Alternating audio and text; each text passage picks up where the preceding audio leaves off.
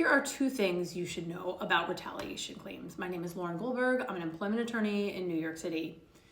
There is a big difference between how you and I would use the word retaliation and what makes up a legal claim for retaliation. If you go to work, for example, and you complain to HR that your supervisor is just giving you so much work and you are terminated the next day, you might think to yourself, oh, I was retaliated for complaining about too much work. Maybe I have a retaliation claim. That does not give rise to a legal claim for retaliation. In order to have a legal claim for retaliation, you have to be complaining about an unlawful activity.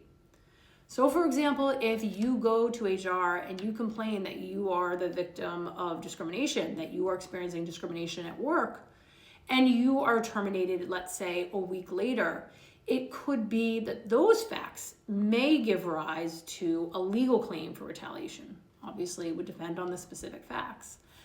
The second thing you should know is that the amount of time that occurs between when you complain about the unlawful activity and when you are terminated or when you experience some significant adverse action is highly significant. If you complain about discrimination and you are terminated a week later, 2 weeks later, 3 weeks later, that short interval of time may be very helpful in a potential claim. Obviously, this is not the only factor, but certainly is one significant factor.